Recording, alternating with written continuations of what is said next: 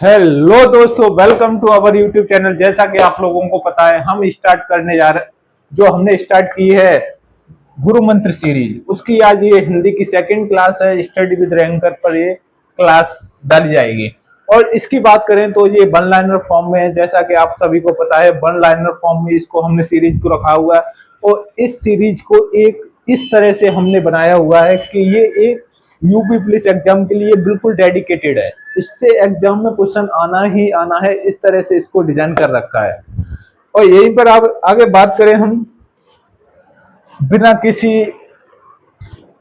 Extra बोलते हुए हम इसको स्टार्ट करते हैं। इस पे जैसा कि आप लोगों को पता है कि हमने जो फर्स्ट वीडियो उसमें वर्णमाला, संज्ञा, सर्वनाम पढ़ रखा था। सेकंड में अब लिंग की बात करते हैं। अब लिंग, जैसा कि आपको पता है कि हिंदी में दो होते हैं और संस्कृत में तीन प्रकार के लिंग होते हैं। एक हिंदी में कौन कौन से होते हैं? स्त्रीलिंग और पुल्लिंग। स्त्रीलिंग और पुल्लिंग। और संस्कृत में एक जुड़ जाता है, वो कौन सा होता है? उभयलिंग। कौन सा? उभयलिंग। जैसे इसमें होते हैं स्त्री और पुल्लिंग। हमें सिर्फ इन दोनों को ही पढ़ना है। ओके, यहीं पर बात करते हैं। लिंग का शाब्दिक अर्थ पहचान, प्रतीक और निशान। इनका शाब्दिक अर्थ होता है पहचान, होता है प्रतीक, होता है या निशान की बात करें, ये सब होते हैं इनके शाब्दिक अर्थ। यहीं पर आगे बात करें, लिंग किस भाषा का शब्द है? ये किसका है? संस्कृत का। ये आपको नहीं बोलना है, क्योंकि ज्यादातर एग्जाम में ये पूछा जाता है कि लिंग किस भाषा का शब्द है, तो आप उनको ध्यान रखना है। ये संस्कृत भाषा का शब्द है। किसका? संस्कृत का भाषा। लिंग का रूप है, ये किसका रूप है? सर्वनाम का रूप है, विशेषण का रूप है, किसका रूप है? ये संज्ञा का रूप है। इसे ध्यान रखना है, ये किसका है? संज्ञा का रूप है, संज्ञा का रूप। यहीं पर आगे बात करते हैं, शब्द में पुरुष और स्त्री का जात का बोध कराने वाले को क्या बोलते हैं? लिंग बोलते हैं। क्या बोलते हैं? पुरुष है और स्त्री है, उसका ये जो बोध करा रहा है उसे क्या बोलते हैं? लिंग। आगे हम बात करते हैं लिंग के भेद। एक स्त्रीलिंग होता है और पुल्लिंग, मुझे सभी को पता होगा। अभी आगे बात करते हैं, दही शब्द में कौन सा लिंग है? दही एक पुल्लिंग है, ज्यादातर लोग इसे मान लेते हैं स्त्रीलिंग। और ये मैंने इंपोर्टेंट लगा रखा है, ये इंपोर्टेंट है, इसलिए इसे अच्छे से देखकर जाओ। ओके, अब जैसे लिंग पहचानने के लिए मैंने एक बहुत अच्छी तरकीब बताई थी आपको। जैसा कि आपको पता होगा, जो भी, जैसे हमें जूता का लिंग पहचानना है। किसका? जूता का लिंग पहचानना है, तो हमें इसके आगे मेरा या मेरी लगा लेंगे। जो मेरा लगाएंगे तो पुल्लिंग होगा, मेरी लगाएंगे तो स्त्रीलिंग। जैसे मेरा जूता, मेरा जूता, तो ये पुल्लिंग हो गया। मेरी जूता तो बोल नहीं सकते हैं, क्योंकि ये सूट नहीं होता है उसके सुटेबल के हिसाब से। जैसे दही खट्टा होता है, ये कैसा होता है? पुल्लिंग में। आगे हम बात करते हैं, पृथ्वी का लिंग स्त्रीलिंग है। क्या है? और जो भी ग्रह के नाम होते हैं पुल्लिंग होते हैं, ये आपको नोट में लिख लेना है। ओके, आगे हम बात करते हैं, चांदी शब्द का लिंग है स्त्रीलिंग, और धातुओं के नाम किसमें होते हैं? पुल्लिंग में। ये ध्यान रखना है। बिना किसी अन्य टॉपिक पर बात करते हुए हम सीधे क्वेश्चन टू क्वेश्चन बात करेंगे।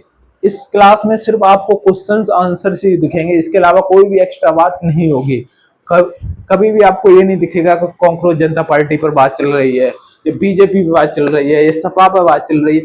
हम सिर्फ यही हमारा टारगेट है कि हम क्वेश्चन से और एग्जाम से रिलेटेड, एग्जाम ओरिएंट बात करें। इस चीज पर हमारा विशेष ध्यान रहता है। जैसे धातुओं के नाम होते हैं, किसके होते हैं? पुल्लिंग में। धातुओं के नाम कैसे होते हैं? पुल्लिंग में। अनाजों के नाम पुल्लिंग होते हैं, इसका अपवाद। अब जो अनाजों के नाम हमेशा याद रखना, जो भी अनाज के नाम होते हैं वो पुल्लिंग होते हैं, पर कुछ अपवाद होते हैं। जैसे मूंग हो गया, अरहर हो गया, सरसों होगा, मकई होगा, ये स्त्रीलिंग होते हैं। इस चीज का अपन को विशेष ध्यान देना है। आगे हम बात करते हैं, मणि शब्द का लिंग क्या है? स्त्रीलिंग। जो भी मणि है वो स्त्रीलिंग, बट एक चीज का याद रखना, जो भी रत्नों के नाम होते हैं वो पुल्लिंग होते हैं। कैसे होते हैं? जो भी रत्नों के नाम होते हैं वो पुल्लिंग होते हैं। जैसे हीरा पुल्लिंग है। कैसा? हीरा। मेरा हीरा, मेरा हीरा, मेरी हीरा नहीं हो सकता, इसलिए मेरा हीरा। आगे हम बात करते हैं देश के नाम। देश के नाम की बात करें तो वो सभी पुल्लिंग होते हैं, पर अपवाद भी होते हैं। जैसे श्रीलंका, श्रीलंका एक स्त्रीलिंग है। कैसा है? स्त्रीलिंग। लो, शैतान का नाम लिया, शैतान हाज। श्रीलंका, श्रीलंका शब्द कैसा है?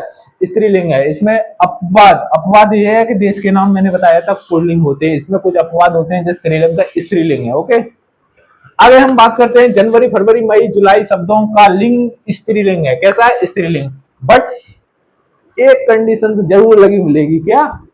माँ या महीने के नाम पुल्लिंग होते हैं। पर इन चीजों को मत ध्यान छोड़ना, ओके? इन्हें ध्यान में रखना है। इनको ये सारे स्त्रीलिंग, इनको सभी छोड़, इनको छोड़कर सभी कैसे होते हैं? पुल्लिंग होते हैं।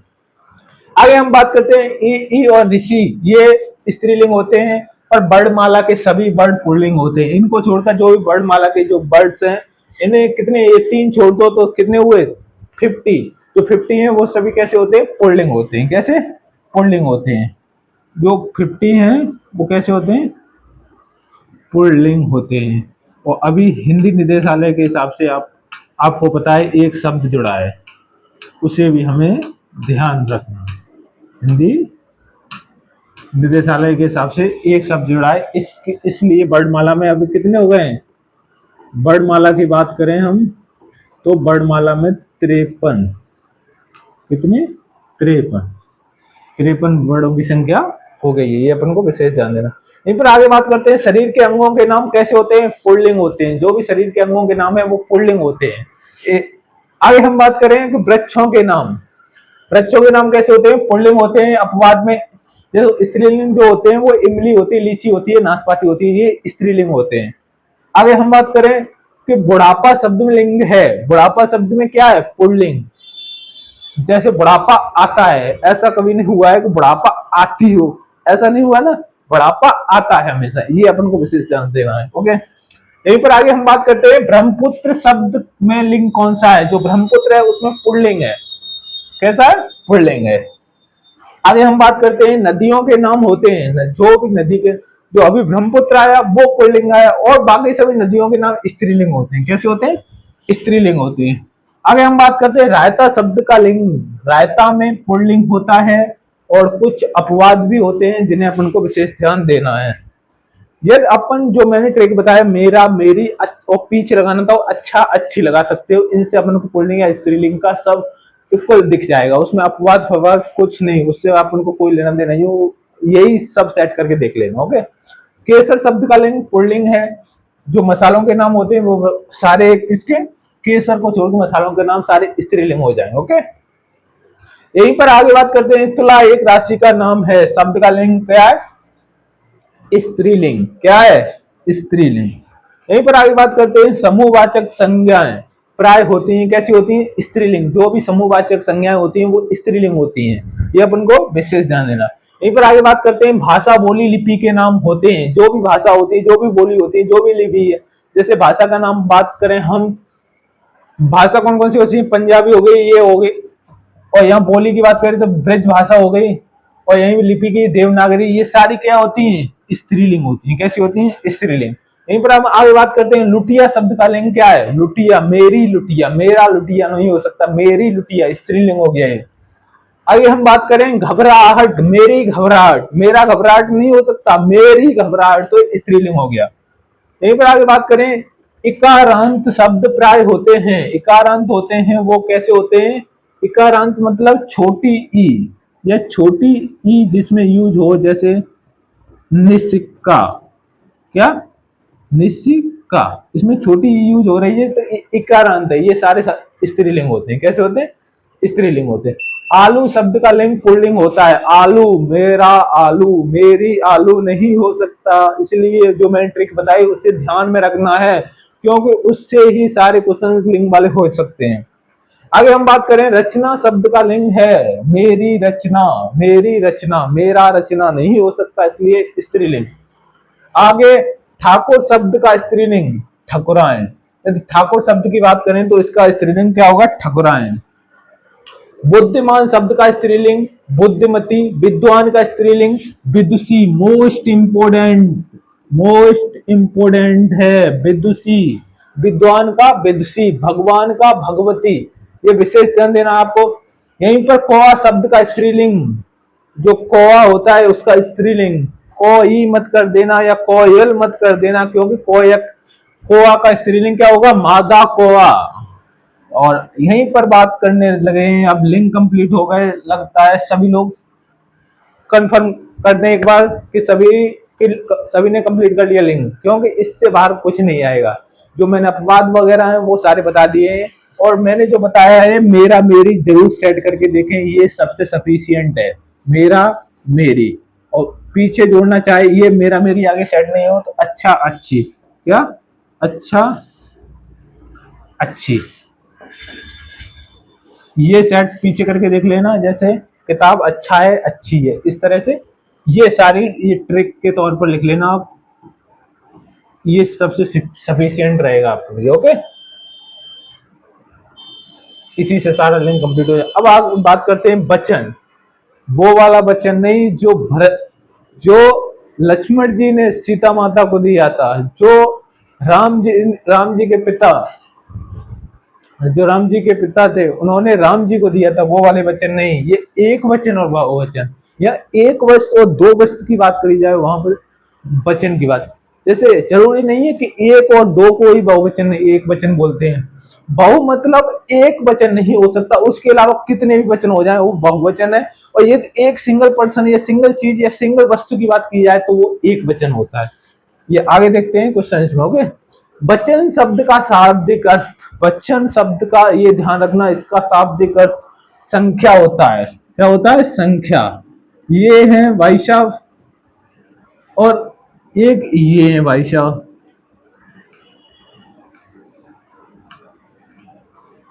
और इनकी बात करें, यदि हम इसकी बात करते हैं, एक ये हो गया, अब इसका एक ये हो गया, ये एक एक पर्सन से।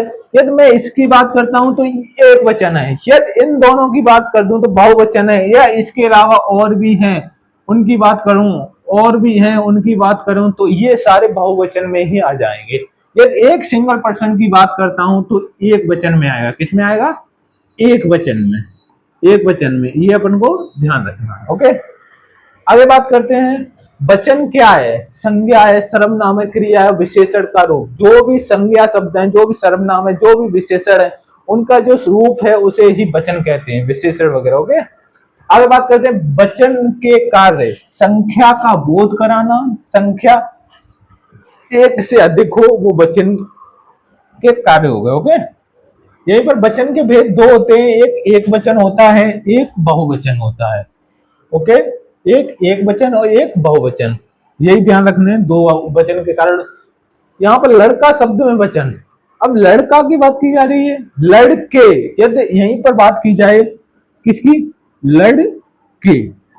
अब लड़के क्रिकेट खेलते हैं, एक लड़का तो क्रिकेट नहीं खेलता, लड़के क्रिकेट खेलते हैं, तो बहुत सारे खेल रहे हैं तो बहुवचन में आ जाएगा।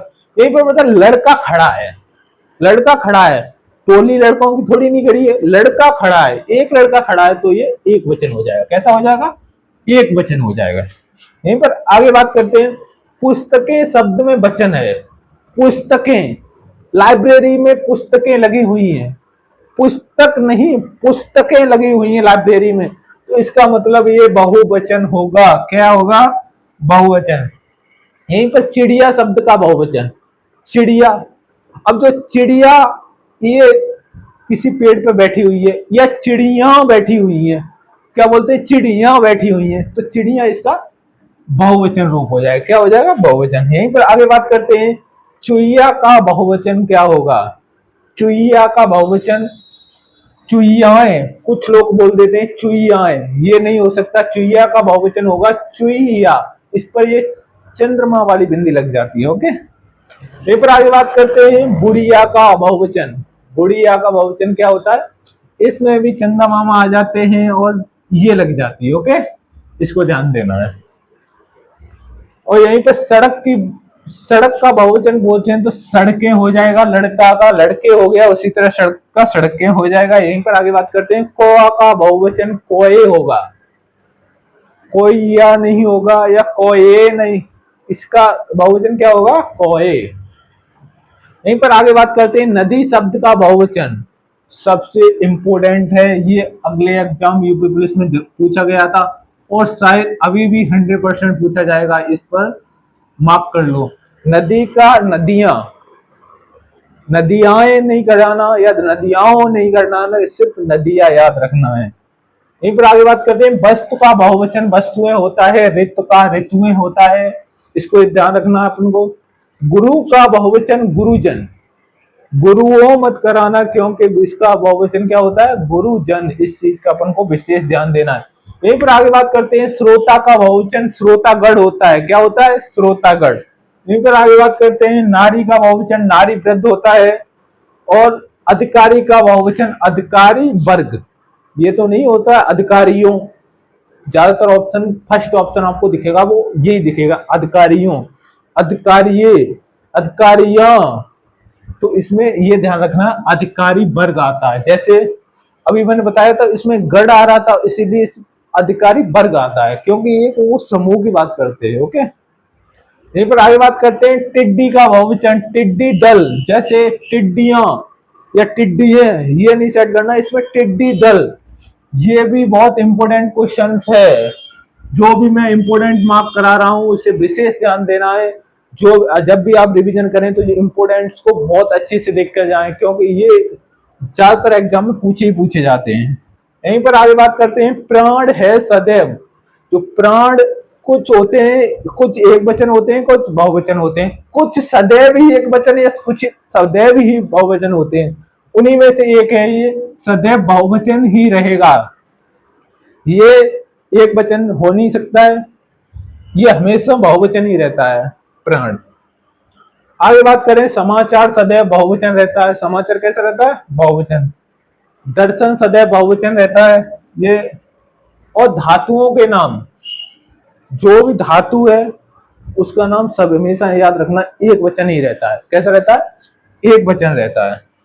आगे बात करते हैं, आदर प्रकट करने के लिए प्रयोग किया हो जाता है बहुवचन। जो भी आदर रेस्पेक्ट करने के लिए, कृपया ये काम करो, कृपया महोदय जी आप आइए, ये किस में, बहुवचन में आते हैं। ओके, अब है कारक।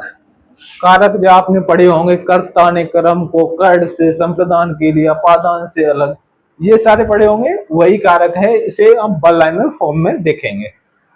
आगे, कारक शब्द का निर्माण किस धातु से हुआ था।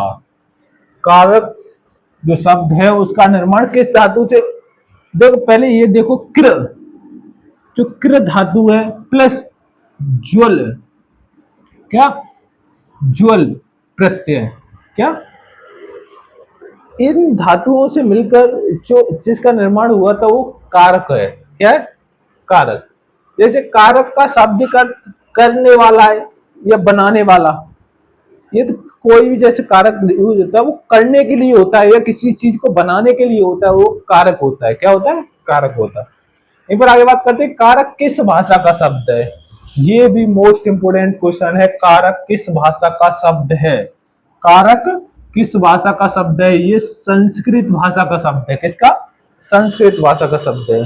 जो भी आप कुछ पुराने शब्द सुनोगे, जो आपने आपके दादाजी ने परदादाजी ने भी सुने, तो वो हमेशा याद रखना संस्कृत होगा, क्योंकि हमने हिंदी से पहले संस्कृत हमारे यहाँ पर रही है। जो भी जो वेद हैं, जो भी आपने देखे होंगे वेद शास्त्र, सब कुछ चीजें पहले संस्कृत में थे, हिंदी में तो बाद में आए गए। इसीलिए जो भी आपको कोई भी पुरानी चीज दिखे वो किस में होती है, संस्कृत में। ओके, कारक के भेद कितने होते हैं, 8। कितने होते हैं, 8। यहीं पर बात करें, कारक चिन्हों के अन्य नाम परिसर्ग भी बोलते हैं या कारक विभक्ति बोलते हैं। तो परिसर्ग है वो बोलते हैं, या कारक विभक्ति होती है उसको भी हम बोलते हैं। यहीं पर आगे बात करें, कर्ता कारक की विभक्ति। कर्ता ने, क्या होता है, कर्ता ने, कर्म आ रहा है तो को, कर्ता ने, कर्ता के साथ हमेशा ने, और कर्म आ रहा है तो को, कर्ता ने कर्म को, ये अपन को विशेष ध्यान देना है। इसका क्या हो जाएगा, ने। यहीं पर कर्म आ गया, मैंने बोला था कर्ता ने कर्म को, ये तो कर्ता आ रहा है तो क्या आएगा, कर्ता ने कर्म को। यह संप्रदान आता है,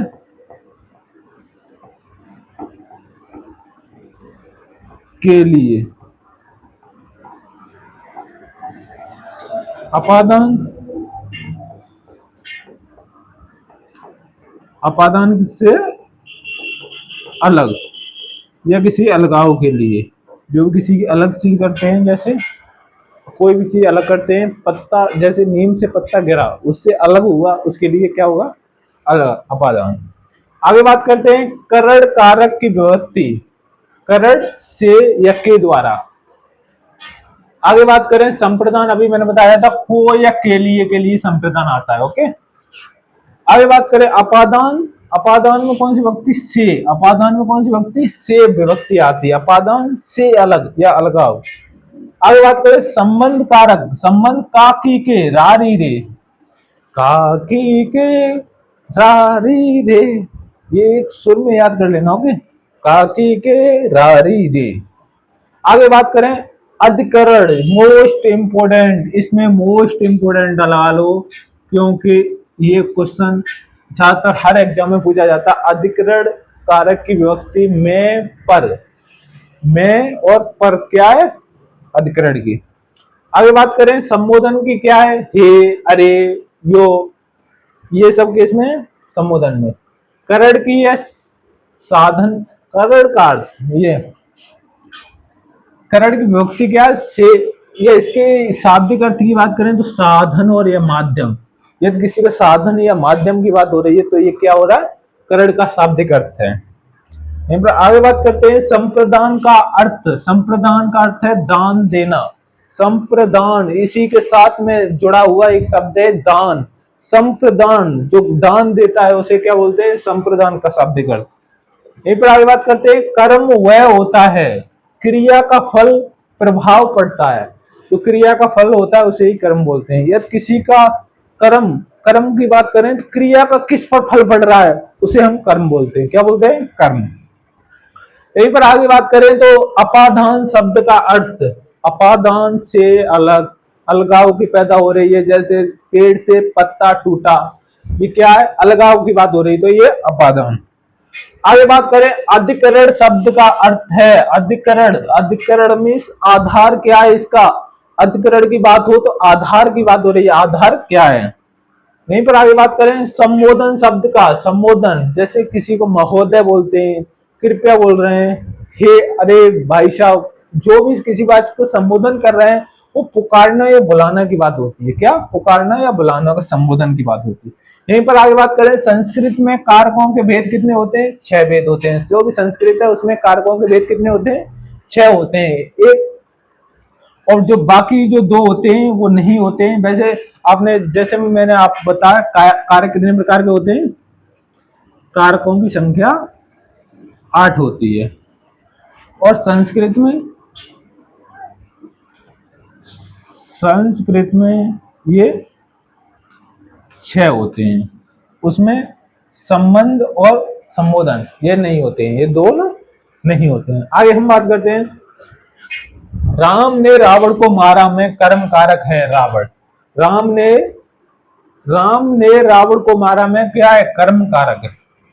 आगे बात करें सुरेश फल खाता है में कर्ता कारक है। अब फल कौन खा रहा है? कौन खा रहा है? सुरेश। तो इसमें कर्ता कारक क्या है? कर्ता। इसमें कर्ता, क्रिया और कर्म, कोई भी टेंस हो उसमें 3 चीज होती हैं, कर्ता, क्रिया, कर्म। ओके, आगे सपेरा चम्मच से चावल खाता है। जो सपेरा है वो चम्मच, इसमें में क्या है? सपेरा चम्मच से चावल खाता है, में, तो इसमें करण कारक है, चम्मच है वो क्या है? करण कारक। आगे बात करें राजा ने भिखारी को कंबल दिया। जो रेखांकित है भिखारी, वो क्या है? भिखारी को, संप्रदान, तो किसको? भिखारी को, तो इसमें होगा संप्रदान। आगे बात करें वृक्ष से फल गिरा में कारक है। वृक्ष से फल गिरा, मैंने क्या बोला था? वृक्ष से फल गिर रहा है तो वो अलगाव, या वृक्ष से पत्ता गिरा तो अलगाव हो रहा है, तो ये अपादान में आएगा। किसमें आएगा? अपादान में। आगे बात करें पुस्तक मेज पर है, कारक है अधिकरण। इसमें कौन सा अधिकरण? हे भगवान, ये एक्सक्लेमेटरी यानी ये वाला साइन आ जाए, ये ध्यान रखना। अब क्या होगा? ये संबोधन का साइन है, इसे इंग्लिश में एक्सक्लेमेटरी मार्क बोलते हैं। ओके, ये ध्यान रखना है। जैसे हे राम, अब विराम चिन्हों की बात करें, ये मोस्ट इंपोर्टेंट है, इससे एक या दो क्वेश्चन जरूर बनते हैं, इसको भी देख लेते हैं। विराम का शाब्दिक अर्थ है रुकना या ठहराव। यदि मैं इस वीडियो को यहीं पर विराम कर देता हूं तो इसका मतलब इस वीडियो को रोक देता हूं, इसका ठहराव कर देता हूं। ओके, आगे, विराम चिन्हों की उत्पत्ति किस भाषा से हुई थी? जो विराम चिन्ह की उत्पत्ति है वो इंग्लिश इंग्लिश इंग्लिश आई तो लेट है पर उसका रुतबा बहुत ज्यादा है। इसी तरह पढ़ाई का क्रेज आया तो लेट है पर उसका जो कंपटीशन है वो बहुत ज्यादा है। इसी तरह इंग्लिश, इसका क्या है, विराम चिन्ह की उत्पत्ति इंग्लिश से हुई थी। कामता प्रसाद गुरुजी के अनुसार हिंदी में विराम चिन्ह, यदि कभी हेडलाइटेड आ जाए कामता प्रसाद, क्या कामता प्रसाद जो गुरुजी हैं उनके अनुसार, किसके, उनके अनुसार, उनके अनुसार पूछा जाए तो अपन क्या बोलेंगे, 20, क्या 20। तो कामता प्रसाद गुरुजी हैं उनके हिसाब से कितने होते हैं, 20। आगे बात करते हैं, अल्प विराम का चिन्ह क्या होता है? अल्प विराम का इस तरह से हाफ होगा और उसके बाद नीचे निकला होगा, ये क्या अल्प विराम का। आगे बात करते हैं अर्ध विराम। अल्प विराम जैसा ही होगा, उसके ऊपर एक पॉइंट रखा होगा, वो अर्ध विराम का होगा। कैसा होगा? अर्ध विराम का। यहीं पर आगे बात करते हैं पूर्ण विराम का चिन्ह। जो पूर्ण विराम है उसका इस तरह से, ये पूर्ण विराम का चिन्ह हो गया। इसे विकल्प सूचक भी बोलते हैं। क्या बोलते हैं? विकल्प सूचक। यहीं पर आगे बात करें आश्चर्य चिन्ह का मतलब। आश्चर्य, जैसे एक्सक्लेमेटरी मार्क की बात की थी मैंने, वो आश्चर्य चिन्ह में आता है। आश्चर्य चिन्ह का क्या होता है? जैसे हे राम, हे श्याम, वो किस में आ गया? इस तरह से आ जाता है आश्चर्य चिन्ह का। यहीं पर आगे बात करते हैं निदेशक चिन्ह कौन सा होता है? ये वाला। कौन सा वाला? ये वाला होता है निदेशक चिन्ह। आगे, उप विराम चिन्ह कौन सा होता है? उप विराम चिन्ह इस तरह से दो विसर्ग रखे होते हैं, उसे उप विराम चिन्ह बोलते हैं। विवरण इस तरह से, जैसे कोई, जैसे जैसे हम बात करते हैं कॉकरोच जनता पार्टी की, ये क्या है? ये क्वेश्चन बढ़ता है तो इस तरह से विवरण जो दे देते हैं उसी को बोलते हैं विवरण चिन्ह। आगे लाघव चिन्ह। लाघव इस तरह से, जैसे आपने देखा होगा डॉक्टर के आगे लाघव लगा होता है, इस तरह इसे लाघव चिन्ह बोलते हैं। यहीं पर हंस पद। हंस पद जैसे राम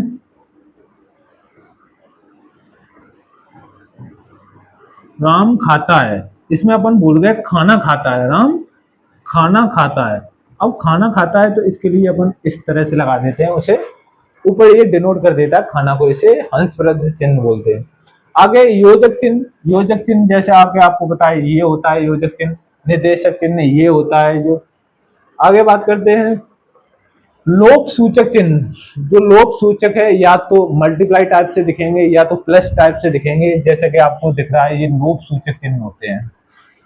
यहीं पर आगे बात करते हैं हंस पद के अन्य नाम। जो हंस पद है वो त्रुटि बोधक चिन्ह भी बोलते हैं, त्रुटि विराम चिन्ह भी बोलते हैं, विस्मरण चिन्ह या काकपद चिन्ह। इनको ये चार चिन्ह भी बोलते हैं, त्रुटि बोधक, त्रुटि विराम या विस्मरण या काकपद। इसी तरह आगे लाघव चिन्ह का प्रयोग होता है। लाघव चिन्ह का प्रयोग कहां कहां होता है? जैसे उत्तर प्रदेश को शॉर्ट में लिखते हैं उप्र, उसमें जो लाघव चिन्ह है, जैसे कि मैंने अभी बताया था डॉक्टर, बड़े शहरों या बड़े नाम को छोटे रूप में लिखने के लिए इस लाघव चिन्ह का प्रयोग होता है। गलती या भूल से छूटे शब्द के लिए प्रयुक्त चिन्ह क्या होगा? हंसप्रद। मैंने अभी बताया था, अभी जो गलती से छूट जाते हैं उसके लिए हंसप्रद ये डिनोट करता है एक मार्ग।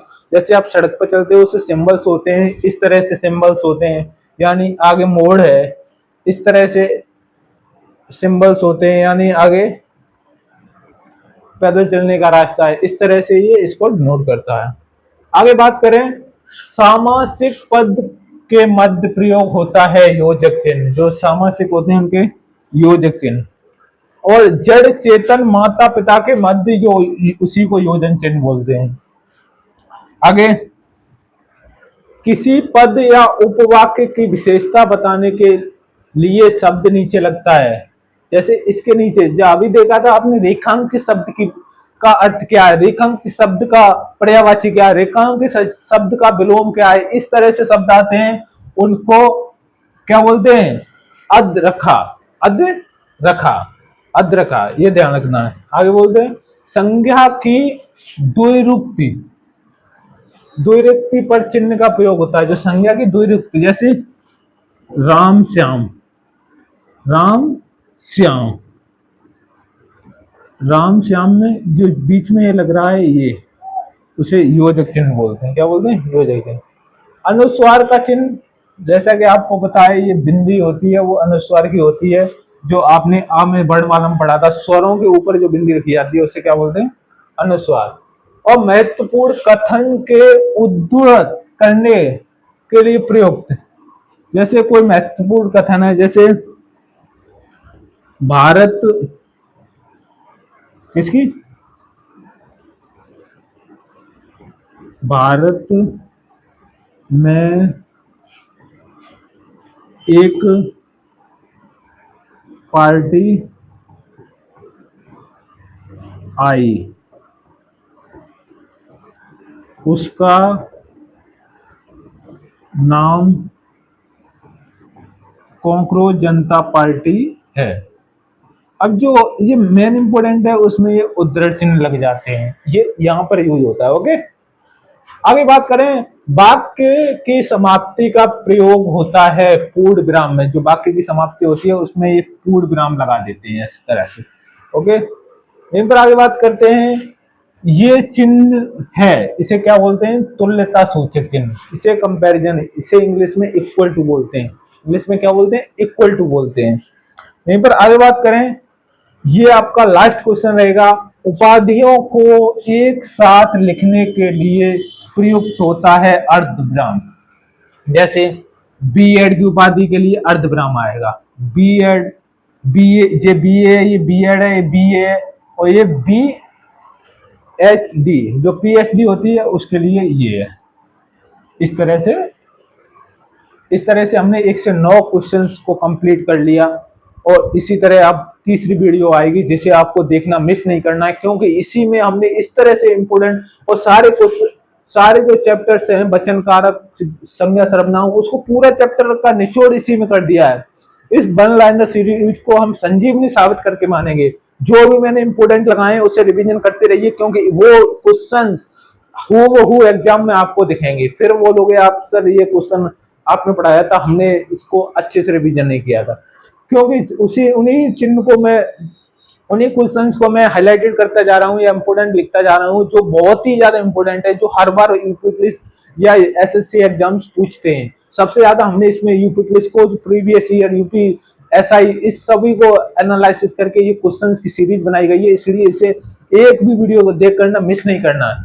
अभी तक आपने चैनल को सब्सक्राइब नहीं किया है तो स्टडी विद रैंकर, कौन सा, स्टडी विद रैंकर चैनल को पहले सब्सक्राइब करो और बेल आइकन को जरूर प्रेस करना, स्टडी विद रैंकर, क्योंकि हम इस पर अच्छी अच्छी वीडियो लाते रहते हैं जो एग्जाम ओरिएंटेड है, और इसमें अच्छी अच्छी सीरीज चलाते रहते हैं जो आपके 100% एग्जाम में हूबहू मिलने की आशंका होती है।